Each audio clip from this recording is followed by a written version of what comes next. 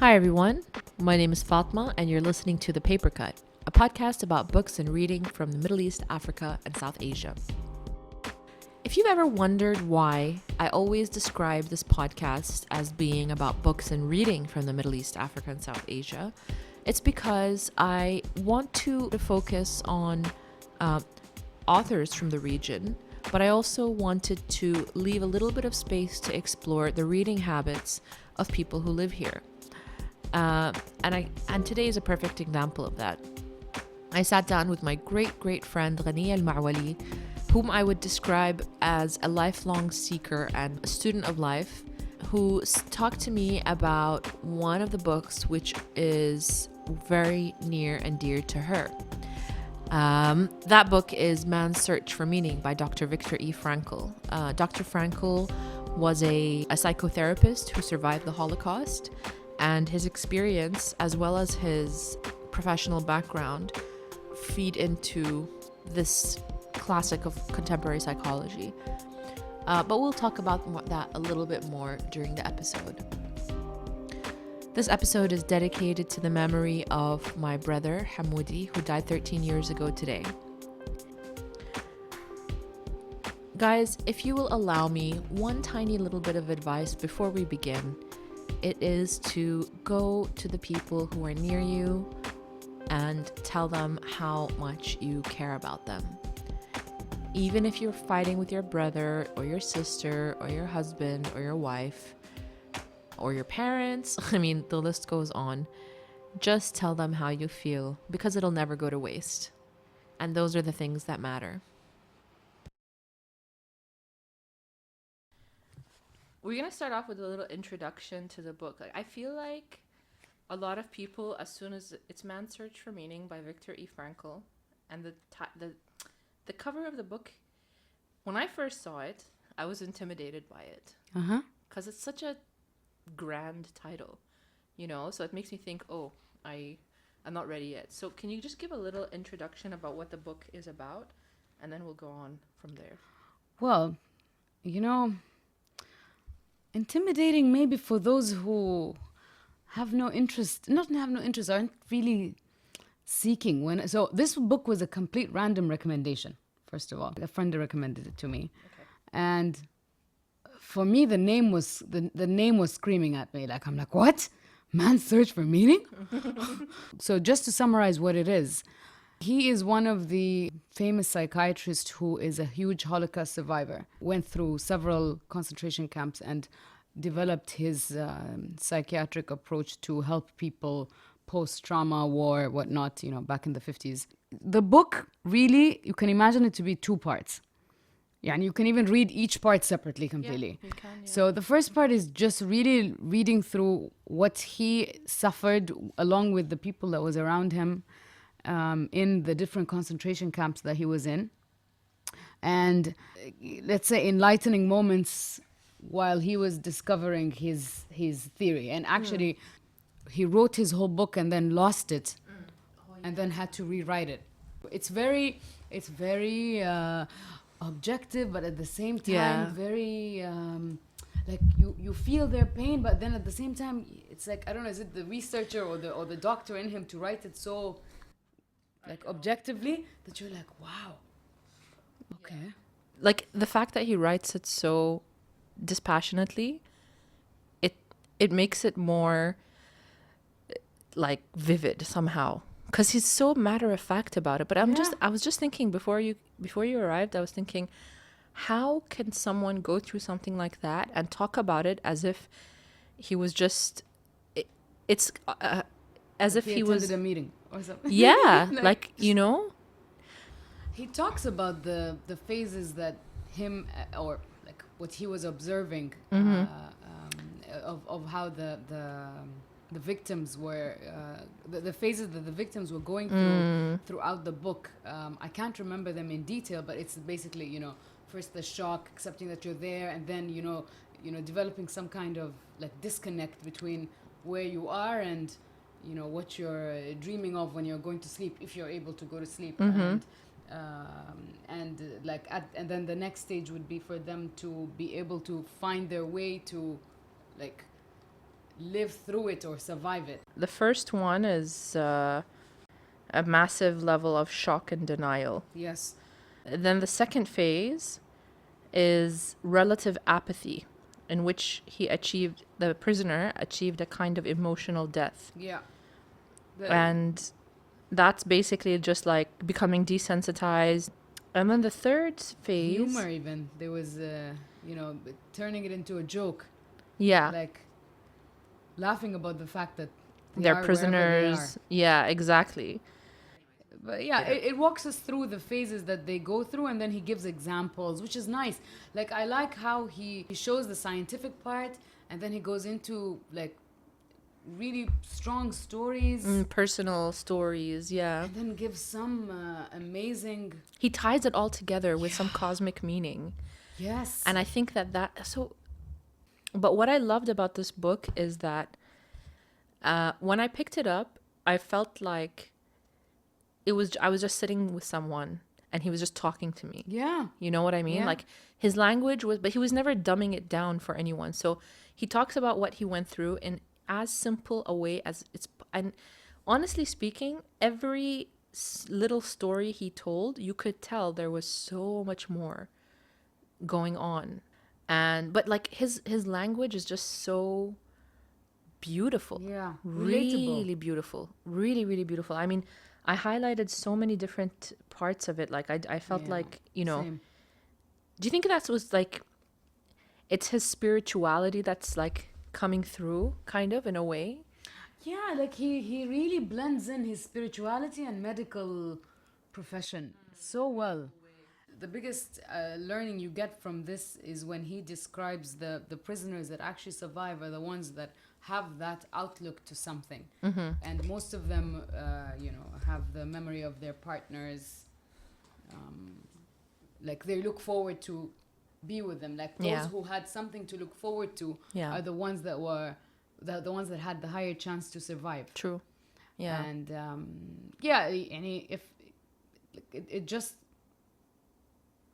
it makes you feel sad, but then at the same time, it helps us to understand that, like, if we're going through something and then there's not so much to hold on to survive. Yeah. Like, after all that, all they wanted was to be with their partner, which goes into the second part of the book, which is all about his study and his psychological approach, logotherapy.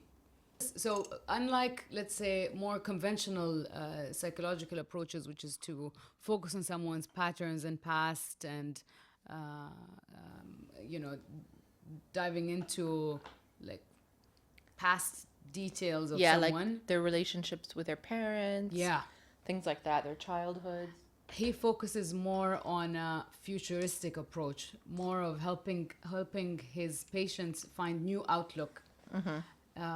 He believed that people find, and logotherapy means, logo means purpose in Greek. And what's nice that he explains that, like, it's when he's talking about this his teachings, he gives a good medical approach to it. Yeah. And then at the same time, he explains simple like, he explains it in such simple ways that are like, wow. Yeah. Even though it's obvious that there's a lot more to say, but he knows that the person who's reading is not going to be someone with a degree in psychology. But it's amazing because this book was written in the 50s. Yeah. So after almost 70 years now, it's still like, it could have been written last week. Yeah. And it wouldn't have felt outdated or anything like that. Yeah, and he believes that we find purpose in three things. One, in a deed or work that we do. So, your job, your hobby, your, anything that you are doing. Yeah. A creative act. Yeah. Like that.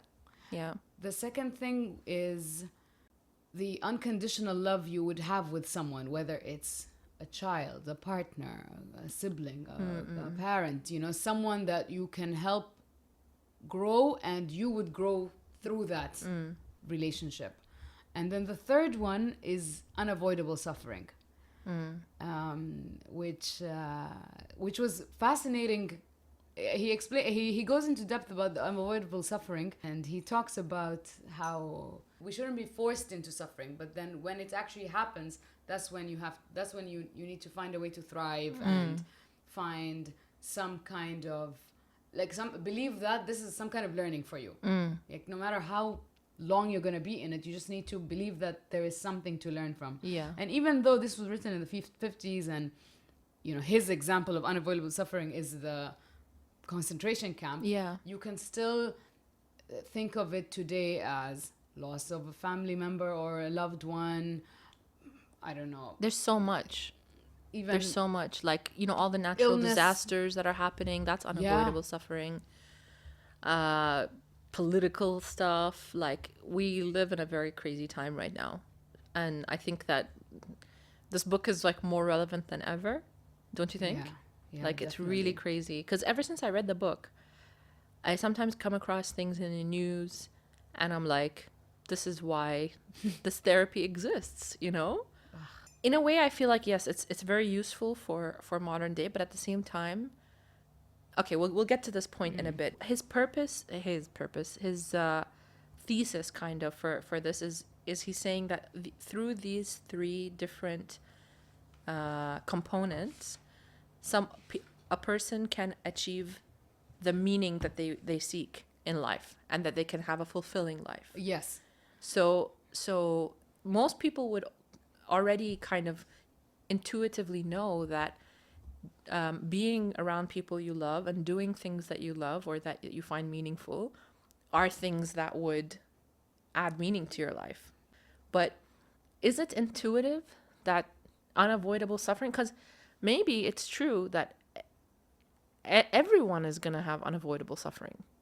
So that's the common thing that everyone shares in life, because everyone's going to be connected to someone, and that someone is probably gonna die. It's either going to be them or the other person, Yeah. I mean, if we, what he's saying are things that would be intuitive if you come from some spiritual background. Yeah.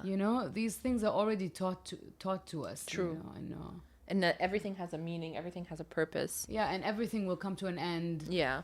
Let's say there's a person who's an atheist, or agnostic or something. They go through something that's unavoidable suffering, and then they seek therapy. Would they be able to get something out of this? Or do you think it's reserved for people who believe in some kind of spiritual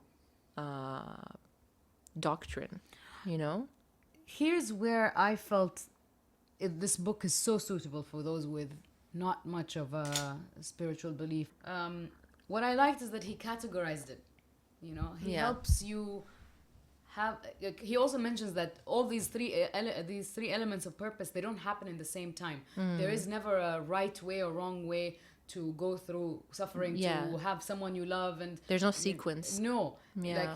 There's an amazing statement that he mentions, which is related to this. Like, when do you have meaning in either element? So he says, you can't ask a chess player what is the perfect move. It'll all depend on the game he's in, who he's with, and that next step happens. It's at that moment. So people with, this atheist background and whatnot would really appreciate this without really relating it to something. Yeah. Higher than them. Yeah. Like, for us with more spiritual backgrounds, things are all over the place. Yeah. Like, I always knew I wanted to love what I wanted. Like, I always knew I wanted to love my job. I always knew I wanted to, perform activities that I love. I always felt fulfilled when I am helping people I loved. I just never thought of them as areas that give me meaning to life. I don't know. I know what you mean. Like, you know what you like, but you don't know why it gives you so much joy. In a way, right? Like, you don't know, you don't realize that expressing love for your family and like loving your family and being with them and taking care of them and going through things with them, you don't realize that Like, it's not, unless something like this, like a book like this, comes out and says, like, this is part of what gives your life purpose. Yeah. Then you're like, oh, that's why I feel so fulfilled, you know, when I do something like this, Yeah. even though it's not necessarily always a pleasant thing, like visiting a sick person. Yes. You know what I mean? Like, it's not a pleasant thing to do, but somehow you come out of it and you feel like, oh, this was, I really liked that. Yeah. Or when you do any kind of charitable work, taking care of the environment, taking care of Your community. So Who is this book good for? Who do you think would benefit so much from this book? I think anyone with an interest, well, I think existential curiosity is number one. That's why the subject I found it so interesting to me. I think anyone interested in self-development, but like self-development related to like themselves. It's not about, you know, having building that business or like spiritual growth. yeah Yeah. spiritual growth from another insight. I have this I don't know if it's if I'm avoiding like my own background learnings, but I always find it more interesting reading about spiritual learnings from other faiths. Just, I don't know, is it because the way they present things are They're very informative? I don't know how to and- even say it in English, but it's selis, you know? It just Yeah. it's just Like, smooth, yani. I it's don't know. from Arabic, like there are very few Arabic spiritual teachings that you can absorb easily. Yeah. Salis. That is Yeah. the perfect word for it. Yeah, exactly. Yani, Because you know, like the one person I know who's very like famous around the world is Mufti Menk. Yes, he's So brilliant. he is brilliant. You know, if he wrote a book in I would English, pick it up. I would pick it up, and I would definitely, I feel like I would learn a lot. Yeah. But sometimes I feel, okay, I mean, this is also from my background. They just, a lot of the times you get like told in when it's a faith-based discussion, you just get told you have to believe things because you have to believe things. Yeah. And that never really worked for me. And your belief know? system is the ultimate belief system. Exactly. And this is the The perfect only way. one. Yeah, exactly. But the point is that those scholars, they're not accessible. Like their books are like these big fat leather bound books. Yes. And I don't mean to like, you know, be disrespectful or anything, but my point is it's very unapproachable. Yeah, I agree. Like this guy's like, if I can imagine how many people will be like, how could you read a Jew's book? Yeah. You know. And actually, there are a few points in the suffering part of the book where he finds his, let's say, will to live through his love for God. And like he just, you know, he's not biased to any religious background. You know, everything that he's saying actually is already written in our own books. Exactly. Things that we've already learned. Yeah. Like we know that we learn from, you know, death and illness, and you know, pray that God will you know, give us bigger meaning than Yeah. you know, whatever that we're Yeah. going through now. Seeking knowledge, working from your heart, and like all that is already taught to us. But Yes, so true. they've the way they've taught us is like you must and you have to and you like it's just not engaging. You know what I No. mean? Like this is much more interesting because suddenly I'm a part of the equation. What I want is a part of the equation. Like, for example, this is not saying to you, you need to love your family and you need to be good to your family. It's telling you, you find purpose with people that you love. yes. You know what I mean? And then you're like, okay, who do I love? You know? It's so much more approachable. It's so much more like easy to swallow. I wish that we had like more people from our faith who could speak like this. But the agree. point is, this guy is out there, like, and he's secular. Like he has his own. I think he was very careful to like try and remove as much religion out of it, despite the fact that he's a very spiritual person and he doesn't hide it. He's not like trying to be sneaky and like undercover convert you to Judaism. You know what I mean? That's Yeah. definitely not his purpose. No.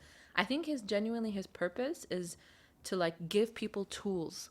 I think this book is just To like a live set more of fulfilling life. Yeah.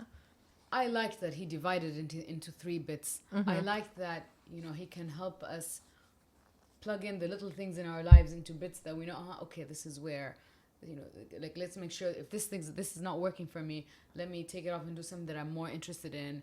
And it just helped me appreciate that even if certain elements don't exist, let me, appreciate what's already there, what's already fulfilling me. The point that he's saying that there is no solid order in finding your meaning really helped me take a step back, like, okay, so if this is not working out right now, then at least I still have my family, at least I still have a job I love, At least I learned something from this. At least I learned something. And that's what he says. He says at one point, if there is any meaning in life at all, then there must be a meaning in suffering. And I love that way of looking at it, It's kind of like comforting because that means that nothing that you go through is wasted. Yeah. So it's comforting. Like you never think, oh, I got fired. That was a waste of effort. Or I was in a terrible marriage. Yeah, that was a waste. No, I'm sure there was something that you got out of it, You've grown, You know what you want and you know what you don't want. These are all things that there's no way you can know them unless you go through them. There's just no way, And takes off that victim mentality. Yeah. And what's interesting is as well is that I know I'm not like, I don't want to say like I've been through a tough life. That's definitely not true. But I have gone through a lot of difficult things in life, I think that, now I look back and I'm like, some things I don't want to say I'm grateful for them. Like my brother died. I'm not grateful for that. I can't say that. But that and a lot of other traumatic experiences that I've had, shaped you. They shaped me, exactly. The way that they affected me, they shaped me. And it really does build a lot of resilience, just going through stuff, getting through stuff, and then coming out the other side and you're okay, I'm okay now, Yeah, it's kind of amazing to see that. Actually, this book helped me have a lot of empathy towards a lot of people who are going through their own version of suffering. So it kind of just like I took off all judgment.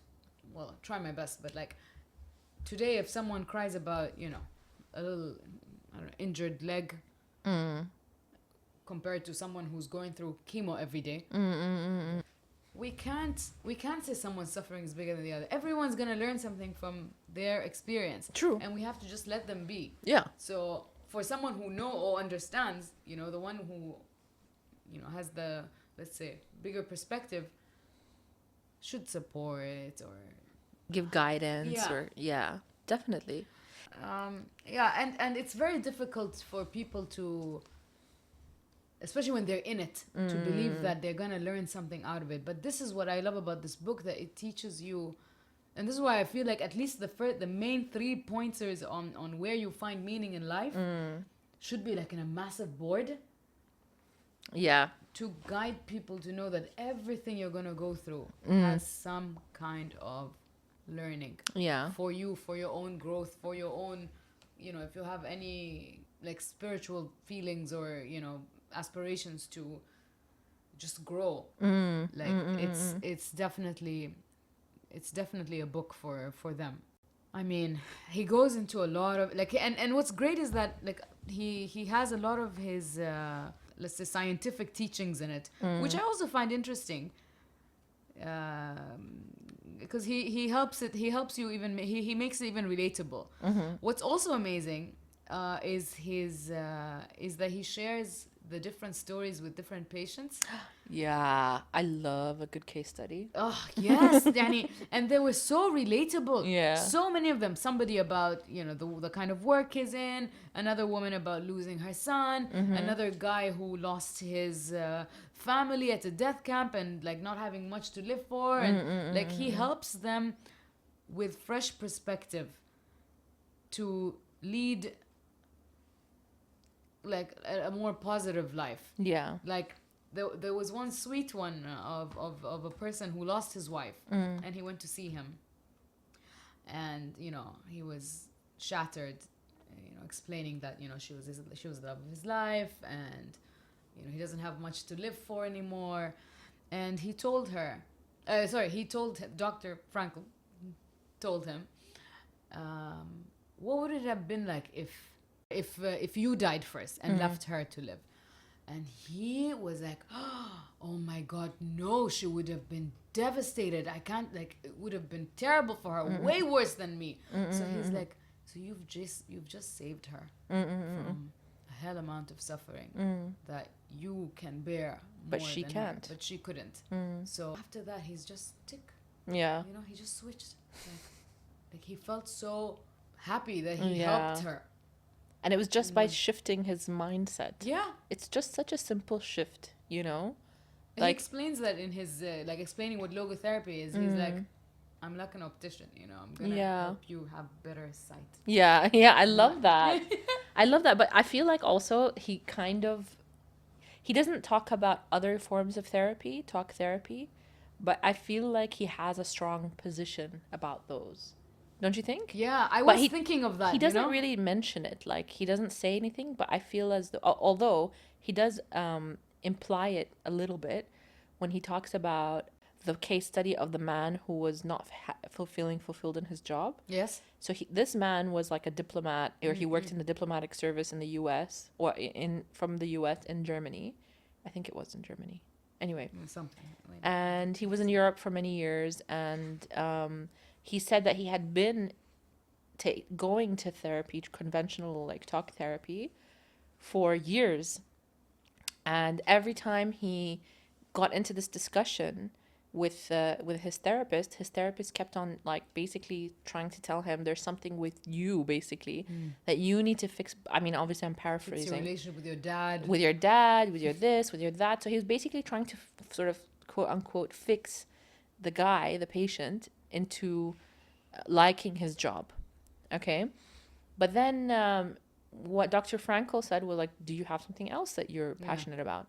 And it turned out that he did. And basically he never had him as a patient because he didn't need anything. He changed his job. He quit his diplomatic job, and he pursued this passion. He was extremely fulfilled and happy. Yeah. And that's it. From a shift of a work. Exactly. So in a way, I feel as though that particular story was his way of criticizing conventional therapy. Yeah. I feel like what he's trying to say is that this form of therapy is a more useful, practical thing for every day. Maybe people who have other forms of issues, trauma in their past that they've blocked out, for example, from childhood, from things like that. Maybe that's something that they need. I don't know. I'm not an expert in this, so. Now that you mentioned it, I remembered something important he mentioned. Yeah.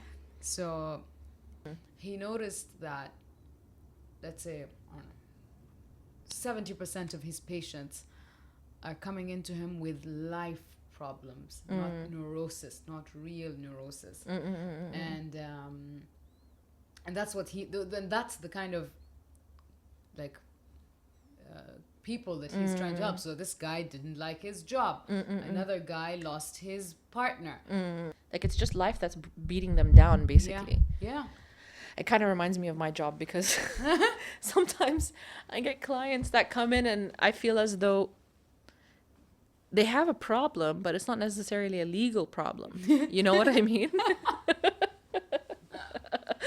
You don't necessarily always need a lawyer.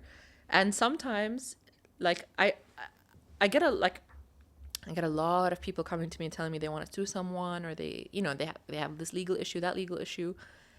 And they get really frustrated because 9 times out of 10,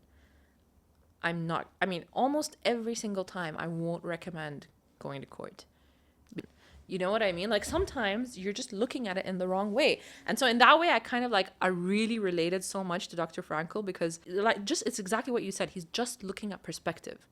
He's just fixing the way you see things. And so many people, they do that. You know what I mean? Like lawyers do that all the time.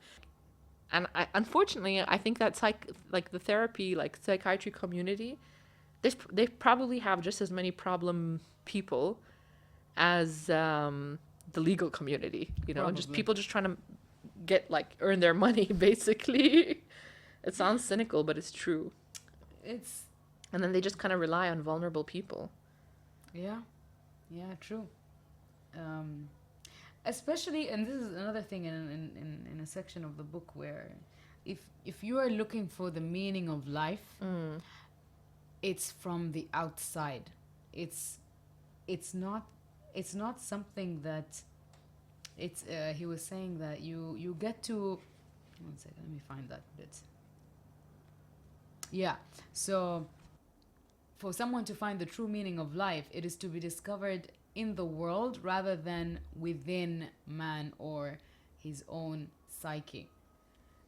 So that just says no matter how much,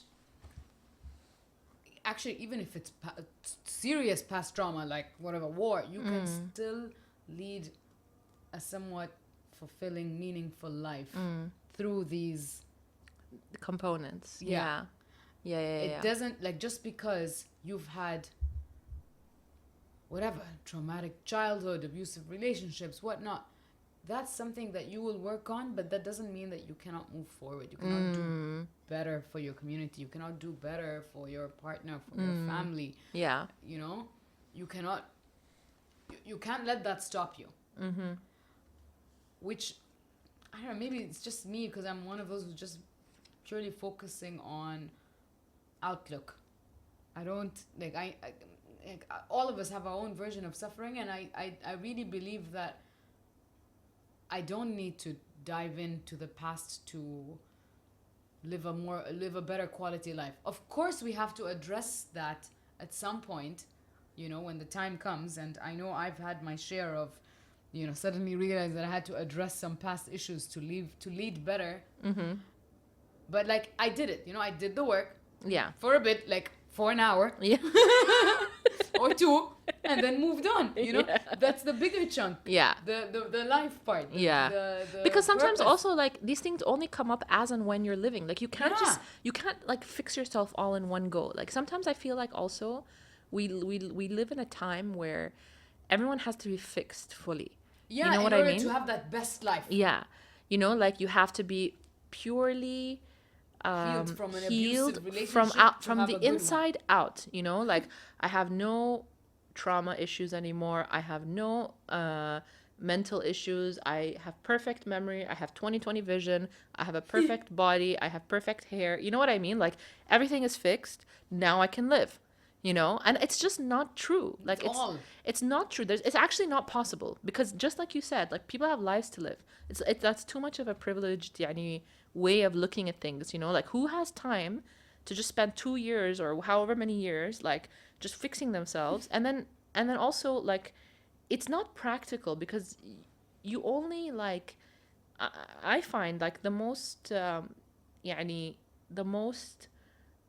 times I've ever felt like a big growth or a big leap of, like, it in my knowledge or in my understanding of things or anything has been through just going through shit. Yeah. You know, like, and being aware that you're going through it. Exactly. Like, being with it. Yeah, you know.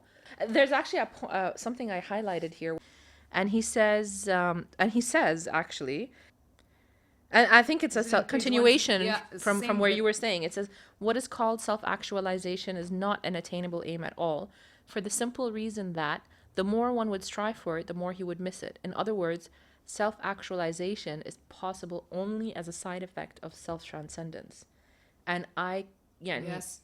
It's another one of those sentences. He has a lot of them. Look at all the underlining I've done here. Like, yes. Highlights everywhere.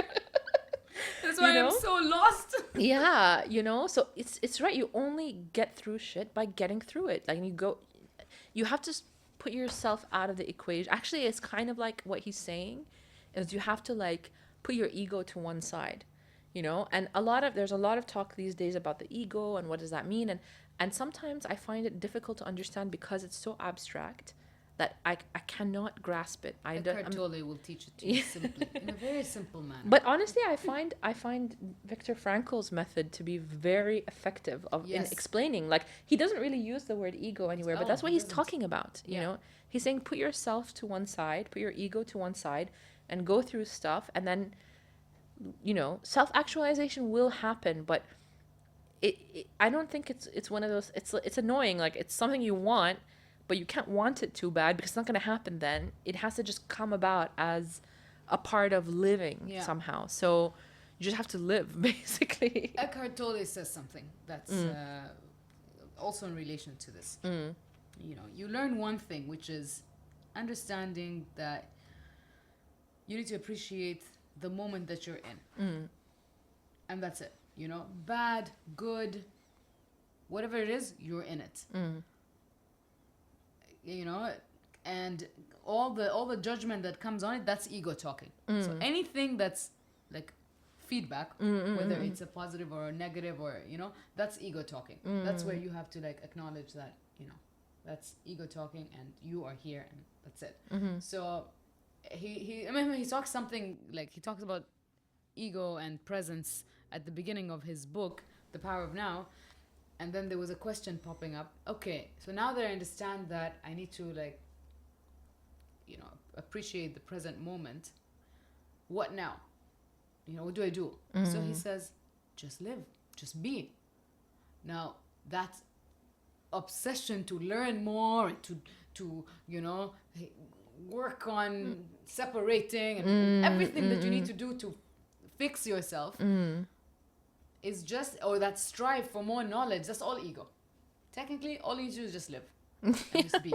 One case at a time. One situation at a time. One amazing memory, one bad one whatever. So true. Like, that is how self-actualization, like, manifests. Happens. Yeah. I haven't read it yet, so I'm not going to say anything about it. But what I hope it's going to be like is in a way, like, this is why I keep coming back to this book. It's like the fact that he mixes personal stories with like these abstract things. It's so helpful the way he does it. It's just so amazing the way he does it, because nothing that he talks about is out of reach. Like, everything is connected to a real life thing. So it's not like, oh, I have to know about, you know, even he even describes existentialism, which I want to mention it, by the way. The term existential may be used in three ways. Number one, existence itself, the specifically human mode of being. And then the second is the meaning of existence, just like, why are we here? And the striving to find a concrete meaning in personal existence. In other words, the will to meaning. So that's just like, just so perfect, you know? I did want to go back again to one of the other things that he talks about, which is existential vacuum. Yeah. Because I feel like we're going into that now. We're getting into that kind of territory. So he says it's a widespread phenomenon of the 20th century. Like, we're not reliant on our instincts. We're not reliant on religion as much anymore. And he says that in modern day, man has suffered another loss in his most recent development, in as much as the traditions which buttressed his behavior are now rapidly diminishing. No instinct tells him what he has to do, and no tradition tells him what he ought to do. Sometimes he does not even know what he wishes to do. Instead, he either wishes to do what other people do, conformism, or he does what other people wish him to do, totalitarianism.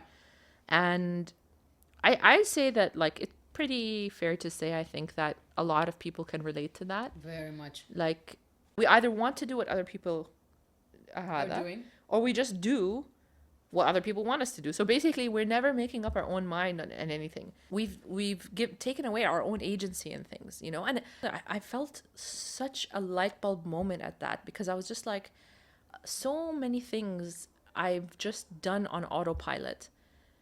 You know, all of us. I think we're victims of that. That era. I can't think right now, but like a lot of clothing choices and a lot of choices in hair. Like, now I look back, I'm like, what the hell was I thinking? But it was just fashionable. Like, that's what people did. Like, my sister and I, we used to make a list of all of the CDs that we needed to buy, and then we'd like split our allowance money and go buy, you know. I mean, this is the things that occupied our mind. You know, like all of us, all I would do is I'd go and I'd buy like a magazine, like Ms. or whatever, and then I'd make lists.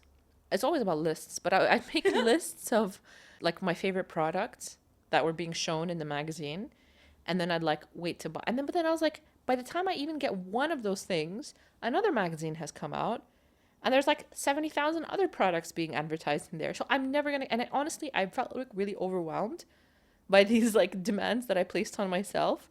I just realized like I wasted a lot of my time like doing this bullshit, and it kind of doesn't change because like all it's changed to now is like instead of a magazine, it's like Instagram. And I just save like different things that I'm like, oh, one day I'm gonna buy this, you know. But you know, one of the things that I wanted to talk to you about as well about this book was that he talks about finding meaning in unavoidable suffering, and how that, like, it was, I think, the challenge of his era, because in his time they went through the Holocaust, and like everyone who suffered through World War II, they needed to come out of that, and they needed something to get them through, you know? Nowadays, I think that we kind of have a different challenge, because we're experiencing not only our own unavoidable suffering, which everyone will go through, but we're experiencing almost every day the unavoidable suffering of so many people.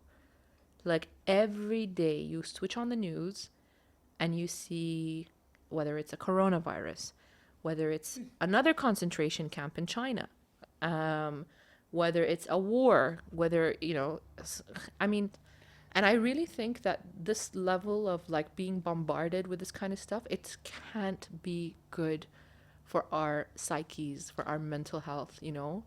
And I just think that now, like, I wish that like he was around so that he could bring this to the next step. It's like, basically what I'm trying to say is like, sometimes I feel like, how can I possibly enjoy my life or find like any kind of feeling of goodness in it when I know that right now all of this crazy stuff is going on, and I'm aware of it. You know, like I'm aware that this is happening. It just feels like a lot, you know? Like, I'm very much against the news. Like, I'm like the worst person in life to talk to about these things. I have empathy for what's going on, and I believe that everyone around us are meant to be going through something at that certain point of time. Right now, my responsibility is to serve what's around me. I'm not gonna go fly to, I don't know, somewhere in Africa and help feed kids. Like, that's not your purpose. That's not my calling. Like, I'm sure it's somebody else's, and I'm sure he or she is gonna find their way to serve and help. But like, I'm gonna do my best right now here. Like, I feel like that's the best I can do right now. Yeah. Why do I have to, you know, jump into bigger feet when I know I can be I can be much more effective here. Yeah. And if everybody did that, Yeah, then the world will be a better place. Like, I feel like people are overthinking a lot of things that are really beyond them, when they can do better right now, when they can show up to their work performing better, when they can help their family members better, when they can give more, when they can love more, when they can, you know? Like, I feel like people are overthinking a lot of things that are really beyond them, when they can do better right now, when they can show up to their work performing better, when they can help their family members better, when they can give more, when they can love more, when they can, you know? We just have to simplify what our real, I don't know, priorities are. why do you think that that's how did we get to this point? I mean, it's definitely coming first from where we're from, our upbringing, because like, my family watch a lot of news as well, and I feel like it's been a series of generations where they were conforming, following things, and they're throwing it at us now, whether it's, they knew exactly what they had to do, so it's, you know, work until they retire and save, help you're obligated to help the family, just by like it's like tasks. But then when it comes to their own spirituality or their own like self-fulfillment, they'll just use it in the prayers. But then outside prayers, they're just lost. And so they don't even apply that fulfillment that they learn or they develop. At least not at an early age. Yeah. Like this is like we are now blessed that we can do more with our lives at this. I feel there are a lot of sources, free information out here that can guide us a little bit to have to I guess give better output to the world before even going as far as saving the planet. Like if you're gonna talk about, for example, real environmental issues that are going on, how about you start thinking of what's around you? Have you noticed how much trash is around? Have you cleaned it up? Have you started with that one step? I think I think a lot of us just need to learn how to step back and think of what's step one before thinking of what's going on in freaking okay. If there's a big cause out there that's dear to you and you can contribute, whether it's with a charity organization, okay, do that, great, feel good about it, appreciate it, but stop adding unnecessary emotions. And it's not like your frustration or sadness is gonna help them. The least you can do, you wanted to contribute, okay, fine, donate. Okay, volunteer. You want to volunteer? Do it. Like, I think do what's practical. Yeah. Rather than all this unnecessary emotions and drama. Yeah. Like, that's all drama. It is. It's so true. I'm mainly asking for personal reasons because I always get bogged down with these things. Like, it doesn't take much to get me spinning. You know what I mean? Like just someone needs to and this is why sometimes I really think I'm in the wrong profession, because someone comes to me with a problem and I can't let it go. Someone comes to me and tells me that something, horrible has happened to them. I'm going to think about it for so long. And I'm not just going to think about it. I'm going to be like, there needs to be regulation for this. There needs to be blah, blah, blah. Someone needs to help them. We need to have a community of people helping, and then it grows in my mind. And then I feel like I need to save everything, everyone who's going through something like this. Look, and it's a wonderful thing. People need more of that. But you're right. It's not practical. It's not practical. What's the first step? I hope my mom never listens to this, because I'm going to say one thing here is that she's freaking always right.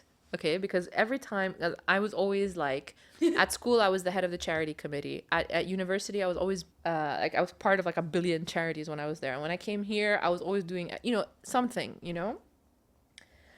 My mom, every time something like that happens, she sees me preparing something random at home. She'll be like, "وش بعد charity? جاي تسوي charity? سوي charity في بيتش أحسن. ساعدي أمك." She's right. Look, this is what I believe.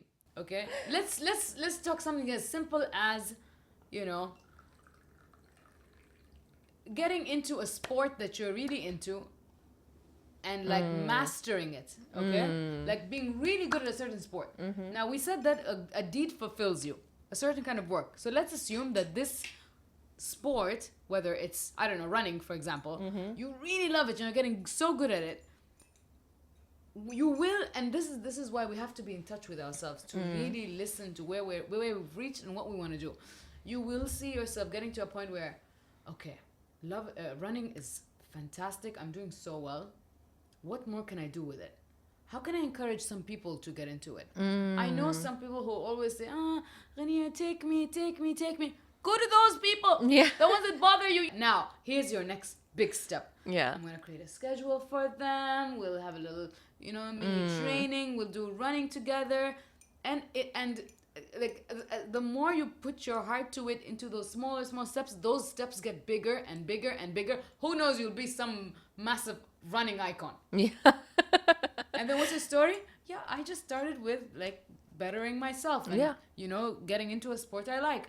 If everyone fixed their little bubble, yeah, how beautiful will that massive bubble be? Yeah. But it's just that we just get caught up with all the big stuff when we should really be just focusing on right now. I mean, in a way, that's kind of what I'm doing with this podcast. Is I love reading.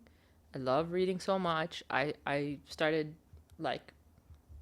I started an Instagram page about it. then I felt like, no, this Instagram page is not enough. And then I started the podcast, and I was like, this is how I can really reach people, because I didn't feel like the conversations I was having on Instagram were like engaging. It wasn't getting to the point of what I wanted, which is like, I need people to discuss it. That's why I have this. You're so right. Like, you don't have to make it a profession. This is not going to be my job. Although that sounds like a dream job, to be honest. It's always a byproduct. And that's what also Viktor Frankl says in the beginning of his book. When you are doing a deed that you love wholeheartedly, the success, the fame, the fortune are all byproducts. So true. And you know what? Talking about unavoidable suffering. Let's say you're in a job you hate. Let's say. Can't relate. Me neither.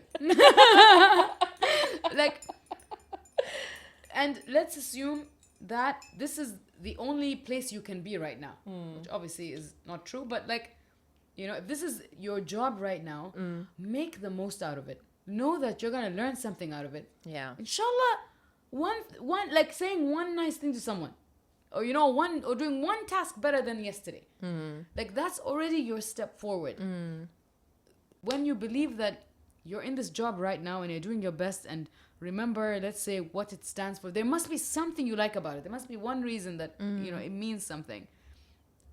The moment you're in that moment of accepting, the moment you're in that place of acceptance that this is the best I can do right now, this is where I am, something good will come up. I don't know what it is, but let me just do my best right now. It's faith. I promise you, doors open up. I really believe that. And like, that's it. Yeah. Like, just do your best. Don't think of that outcome of the money or the you know, the fame, the glory, and why?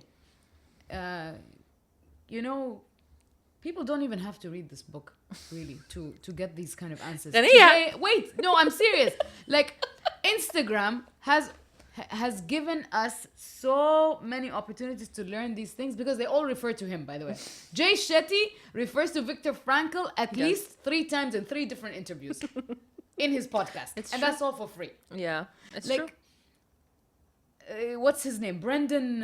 What's his name? He's a super like a super coach in high performance, where he's worked with Oprah, and he's had a fantastic interview with Jay Shetty. Okay. And funny enough, when I was reading this book, he had a nice video called "How Do I Find My Purpose?" Oh. Guess what? They're all saying the same thing. Yeah.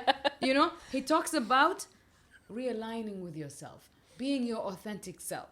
He talks about having this, you know, like, sense of responsibility, purpose, being a role model to someone. Yeah. You know, he talks about having meaningful moments. They're all saying the same thing, but in different words. It's true. It's all true. in a 15-minute video. Yeah. Like, there is, honestly, there is no excuse in self-development today. That's true. I feel. I really think you so. don't need it. Like, it's true. I'm sorry. I mean, I'm not disrespecting Viktor Frankl. Like, if you This wanna took go a weird turn. You know, took a funny turn. Oh my God, sorry. Like, we conclude with, it's a great book, but you don't have to read it. I swear. You've already all heard of it. these books and all of these people, all these teachers, they're all amazing.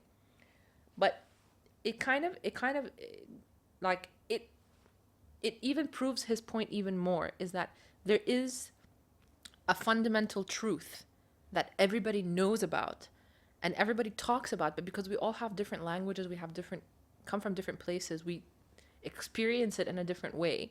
But we're all saying, like you said, we're all saying the same thing. We're just saying it in different ways. Yeah. He happens to be coming from a Holocaust survivor's perspective, a psychiatrist's perspective. So that's why his particular expression of this fundamental truth comes in this way.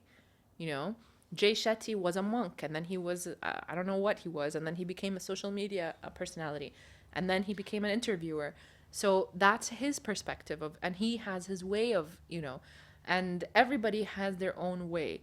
But yeah, I totally agree. I mean, in a way, you don't need to read this book, but I think that for me, it gave me it's just, I love it when people are eloquent and articulate. Yeah. It makes me so happy to, like, I find pure joy in reading this book. Like, obviously, aside from the fact that the first half was extremely depressing and affecting. big time. But when I say find joy in it, it's just that I find satisfaction in reading such a well written piece of work. See, you want in-depth insight. Yes, this is the book to get that.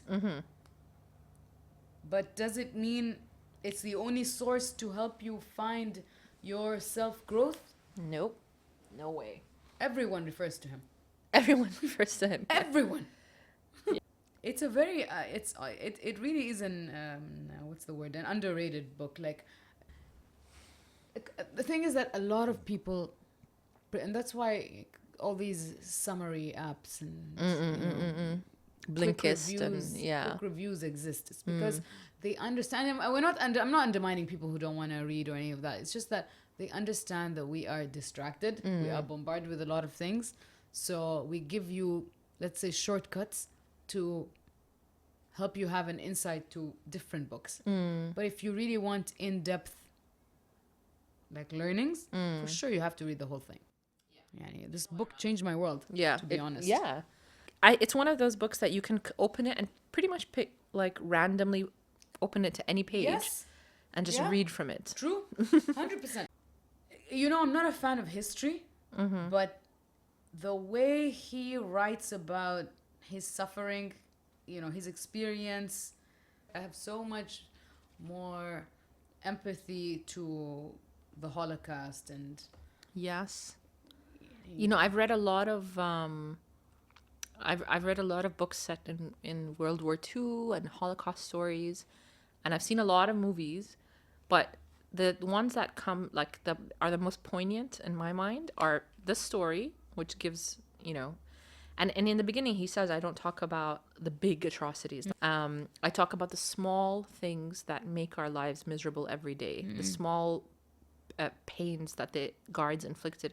And it wasn't just the guards, it was also other prisoners, because there were these group of people within each prison called capos, who were basically like snitches, essentially. I don't know. And he actually said that those capos were often worse than the guards in their treatment. The next thing, which I don't think I've ever cried in a movie as much. It was as a Italian movie, and it was called La Vita Bella, Life is Beautiful.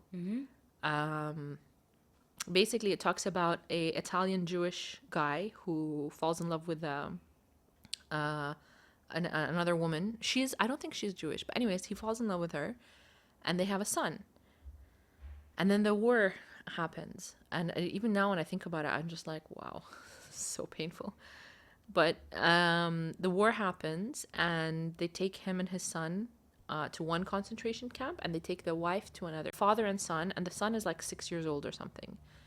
And the father, he's always been a clown. So he was always like, the way he got his wife to fall in love with him was by being basically a clown around her and making her laugh. And she basically fell in love with him by laughing at him all the time. So when they took him to the concentration camp, they put him on the train. He didn't want his son to know what was happening. So he would pretend to his son that, oh, we're going to go on a summer camp. You know, and then, like, every time something bad happens, he tries to pretend as if, oh, yeah, no, I planned that. You know what I mean? Like, just so that his son doesn't get scared. And then when they go to the camp, he pretends like they're in a nice hotel, you know, like all of these kinds of things. And the whole time they're in the camp, he's basically lying to his son to stop him from feeling afraid. That kind of like contrast between how the child saw things and what the reality was, and like how much he loved his son to the point where he was doing this for him, it's like killed me. I think if I watch it now, I wouldn't be able to watch the whole thing. It would be just it'll be too much. This has given me so much more empathy towards people who have gone through things like that. Like, we'll never be able to understand, but it's through talking about those small things that it really becomes real, you know, because it's the everyday.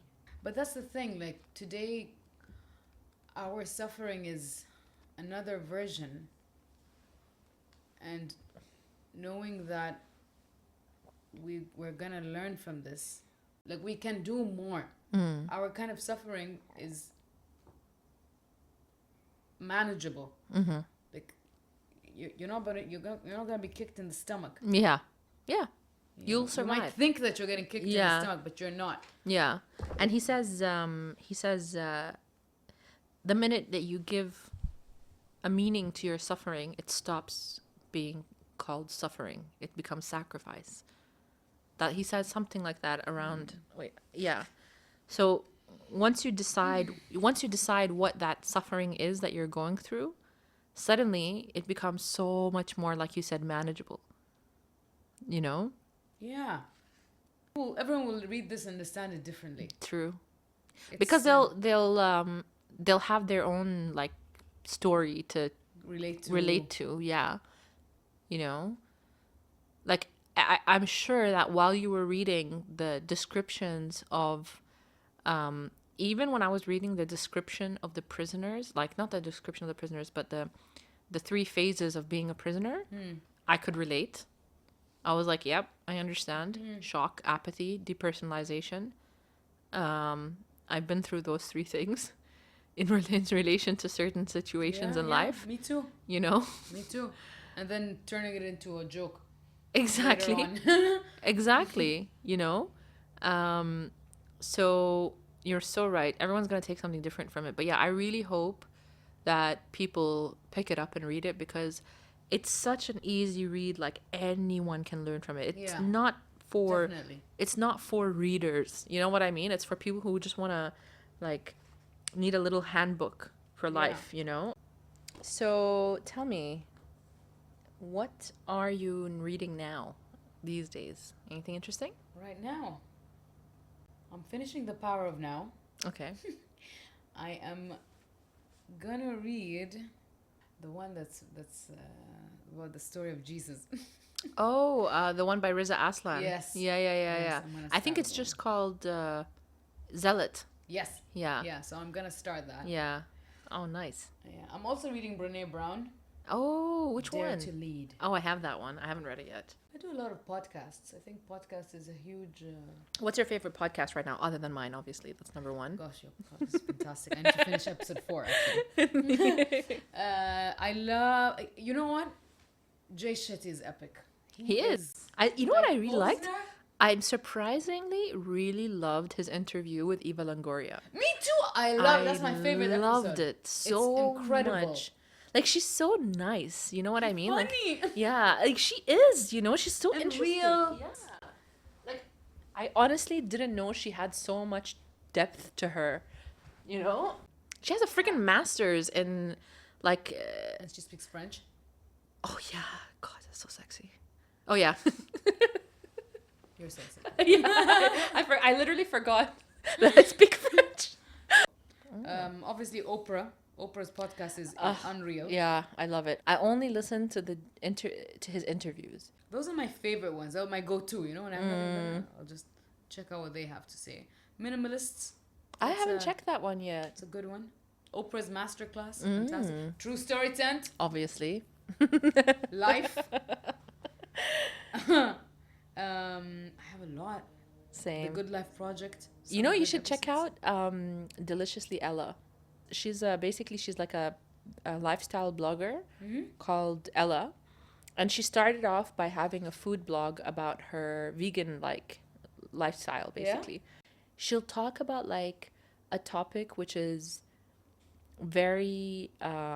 She talks about periods. Like there's one intro like period power it's called, and she brings on like and what I love is like every topic she has, she brings on an expert in that field. You know, then there's one about like how can we that she brings on this politician guy when all the election things were happening in the UK.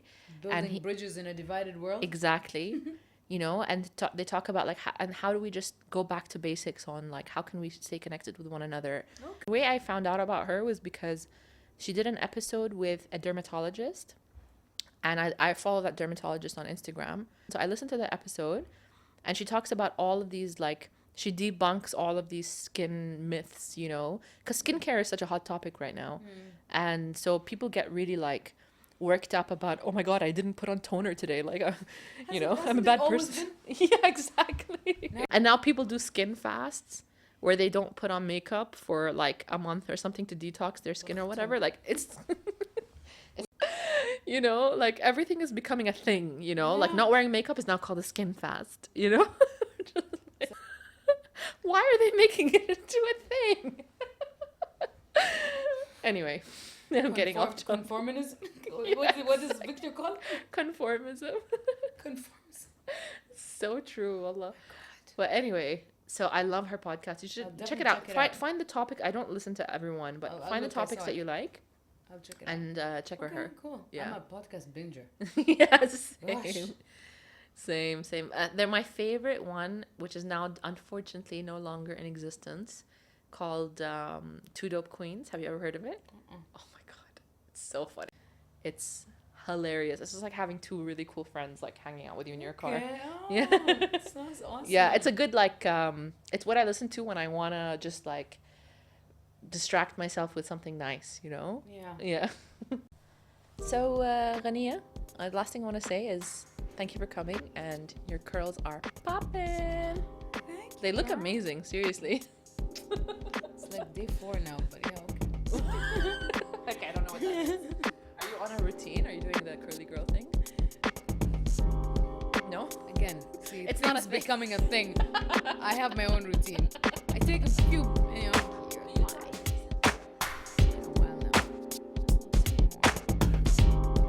I need to put more of it.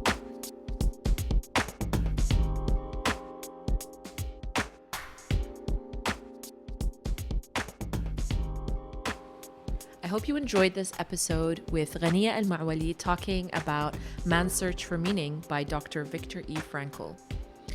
If you liked the topic of today's podcast episode, please share it with one person who you think might need to hear this. I'm sure that you know one person who's going through something who might need to read this book. Go ahead and share it with them.